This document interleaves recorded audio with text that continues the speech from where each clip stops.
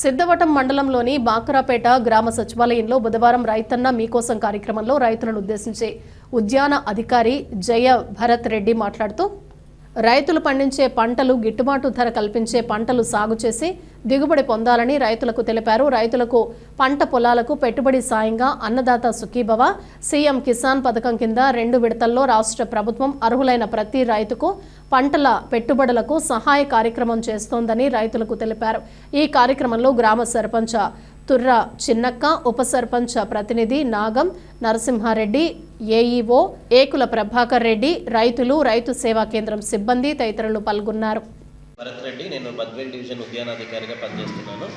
అయితే ఈరోజు పెద్దపల్లి రైతు సేవా కేంద్రం సిద్ధవటం మండలం రైతన్న మీకోసం కార్యక్రమంలో భాగంగా ఇక్కడికి రావడం జరిగింది. ఈ కార్యక్రమంలో మనకి వ్యవసాయ పరిశోధన స్థానం గుట్టుకూరు నుంచి ప్యాథాలజిస్ట్ మేడం, అలాగే సాయిల్ సైంటిస్ట్ మేడం కూడా రావడం జరిగింది. అయితే ఈ గత వారంలో ఈ రైతన్న మీకోసం కార్యక్రమం అనే వారోత్సవాలు అనేవి జరిపామన్నమాట. ఈ కార్యక్రమం యొక్క ముఖ్య ఉద్దేశం ఏంటంటే రైతుల దగ్గర నుంచి ప్రతి ఒక్క రైతు దగ్గర నుంచి ఇంటింటి సర్వే చేసి డేటా అనేది కలెక్ట్ చేసాం. అంటే ఏ రైతు ఎంత విస్తీర్ణంలో ఏ పంటలు సాగు చేస్తున్నారు, అలాగే వాళ్ళకి ఎటువంటి సలహాలు సూచనలు ఇచ్చి వాళ్ళ దగ్గర నుంచి ఏమైనా రిక్వైర్మెంట్ ఉంటే కలెక్ట్ చేసుకోవడం అనేది ఆ సర్వే యొక్క ముఖ్య ఉద్దేశం.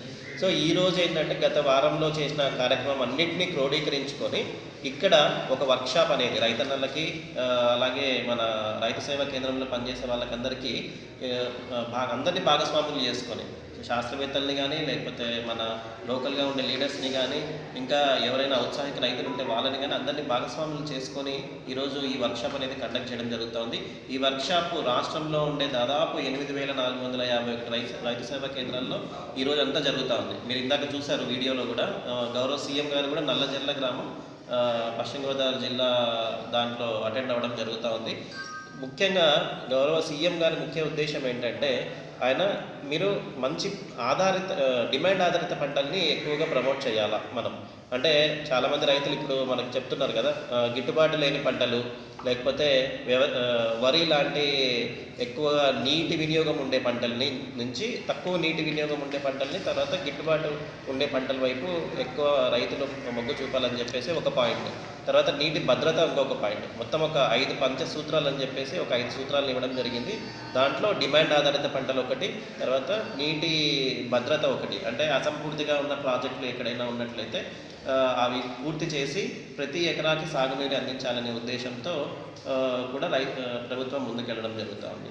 ఇంకొక సూత్రం వచ్చేసి అగ్రిటెక్, అంటే వ్యవసాయంలో కూడా టెక్నాలజీ వినియోగంతో. ఇందాక మనం చూసాం, గౌరవ సీఎం గారు కూడా చూస్తున్నారు, డ్రోన్ వినియోగం కూడా ఈ మధ్య చాలా ఎక్కువ ప్రాచుర్యంలోకి వచ్చింది. మనం వరిలో చూసుకున్నా కూడా, వ్యవసాయ పంటల్లో కూడా చూసుకున్నా కూడా మనకి ఈ లేబర్ కాస్ట్ ఎక్కువ పెరగడం వల్ల డ్రోన్ వినియోగం కూడా ఎక్కువగా మనం చేస్తున్నాం అన్నమాట.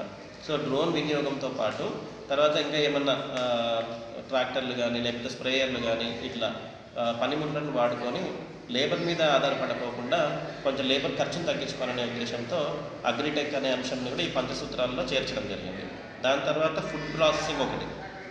ఫుడ్ ప్రాసెసింగ్ అంటే రైతు పంట పండిస్తున్నాడు. ఇప్పటివరకు ఏంటంటే మనకి దిగుబడి తక్కువగా ఉన్నింది, ఉత్పాదకత తక్కువగా ఉన్నింది. దీనివల్ల మనము ఆ అంశాల మీదనే ఫోకస్ చేసుకుంటూ వచ్చాం. ఎంతసేపు దిగుబడి పెంచుదాము, ప్రొడక్టివిటీ అంటే ఉత్పాదకత, ఎకరాకి దిగుబడిని పెంచుదాము అనే అంశాన్ని మనం ఆలోచించుకుంటూ వచ్చాం. కాబట్టి ఇప్పుడు మనం ఏం చేస్తున్నామంటే దాదాపు 1.5 సంవత్సరం నుంచి దిగుబడి మనం అనుకున్నంత సాధిస్తున్నాం. దేశ దిగుబడి, సరాసరి దిగుబడితో పోలిస్తే ఆంధ్రప్రదేశ్లో ప్రతి ఒక్క పంట సరాసరి దిగుబడి దేశ దిగుబడితో ఆల్మోస్ట్ ఈక్వల్గా ఉన్నామన్నమాట. సో దిగుబడి, ఉత్పాదకత బాగా వస్తుంది. కాకపోతే దీన్ని మార్కెట్ చేసుకునే వెసులుబాటు మనకి ఈ మధ్యకాలంలో ఎక్కువ రైతు సోదరులు అంటే కష్టపడడం జరుగుతూ ఉంది. కాబట్టి ఫుడ్ ప్రాసెసింగ్ వైపు రైతు సోదరులు కొంచెం మొగ్గు చూపాలి. అంటే మనం పంటలు పండిస్తున్నాము, దాంతోపాటు విలువను జోడిస్తే, మనం పండించే పంటకి విలువను జోడిస్తే దానికి ఎక్కువ వాల్యూ ఉంటుంది. అంటే ఇప్పుడు మనం జొన్నలు కానీ, సొద్దలు కానీ, లేకపోతే మిల్లెట్స్ బిస్కెట్స్ అని ఇట్లా విలువను జోడించిన తర్వాత దాని రేట్ అనేది పెరుగుతుంది. కాబట్టి అట్లనే బొప్పాయి కావచ్చు, అరటి కావచ్చు. ఇప్పుడు మన జిల్లాలోనే పులివెందుల్లో దాదాపు 25 కోట్ల రూపాయలు పెట్టి food processing banana processing unit పెట్టారన్నమాట. సో దాన్ని కూడా ఇప్పుడు వినియోగంలోకి తీసుకొని వస్తున్నారు. కాబట్టి విలువను జోడిస్తే కొంచెం మంచి ఉపయోగాలు ఉంటాయని చెప్పేసి ఫుడ్ ప్రాసెసింగ్ వైపు కూడా ఒకటి.